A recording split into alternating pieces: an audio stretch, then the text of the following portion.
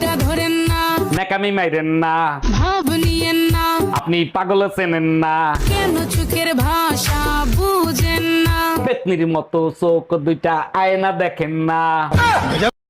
বইয়ের হাত খরচার জন্য তুই 10,000 টাকা পাঠিয়েছো? হ্যাঁ, তার শখ ছিল একটা প্রেম করবে, ওই জন্য খরচা ছিল নি, পাঠিয়েছি। তোর বউ প্রেম করছে তুই কিছু বলবি নি? ওই শখ তো স্বামী না পূরণ করতে পারে, তাহলে কিসের স্বামী আমি? ও একটা জিনিস খেয়াল করছো, টুম্পা ভাবির আগের থেকে অনেক বেশি সুন্দর লাগে। তাই নাকি? আর কিরকম লাগে? টুম্পা ভাবির দেখলেই বুকের বাম পাশে দুকদুক দুকদুক করে। জানো, বেলুন এমন একটা অস্ত্র যা দিয়ে রুটিও গোল করা যায়, আবার জামাই পিটাইও সোজা করা যায়। তোমাকে আমি কতবার বলেছি একটু চালাক হও, একটু চালাক হও। এই যুগে চালাক না হলে চলে? তোমাকে তো যখন তখন যে কেউ বোকা বানিয়ে চলে যাচ্ছে। তা শুরুটা তো তোমার বাবাই করিল। পাশের বাড়ির ভাবি যখন শাড়ি পরে।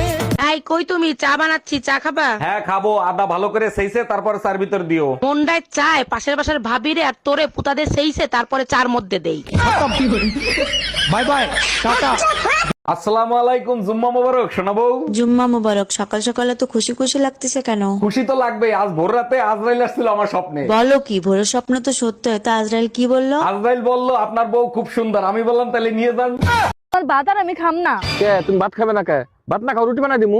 আমি থাকবার চাই না। কে তুমি খাটের ভিতর না থাকো, মাটির মধ্যে থাকে নে।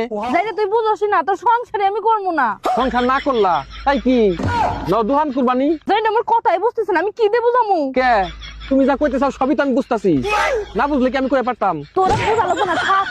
এই জানো, পাশের বাড়ির রুম্পা বাবের মেয়ে না পলাই চলে গেছে। রুম্পা ভাবির মেয়ে পলায়ে চলে গেছে, এটা এত চিল্লে চিল্লে বলার কি আছে? মেয়ে ঠিক রাখতে পারে না, পলাই যায়, আর আমি বললেই দোষ। আরে ছাগল, কালকে থেকে আমাদের ছেলেরাও খুঁজে পাওয়া যাচ্ছে না।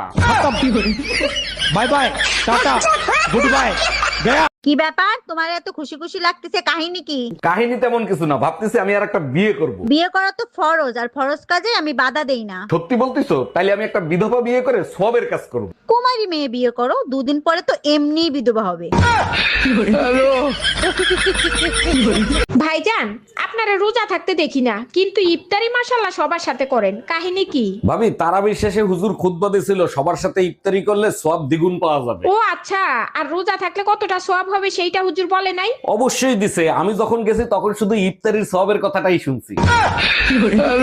এই যে ভাইজান শুনছেন? জি ভাবি বলেন। আমি যদি ভুল না হয়ে থাকি আপনার ওয়াইফ বাম হাতি, তাই না? ও মাই গড, আপনি কি করে জানলেন? আপনি তাকে চেনেন নাকি? চিনি না, তবে আপনাকে দেখে বোঝা যাচ্ছে। তাহলে কি করে জানলেন? আপনার ডান গাল ফোলা দেখে।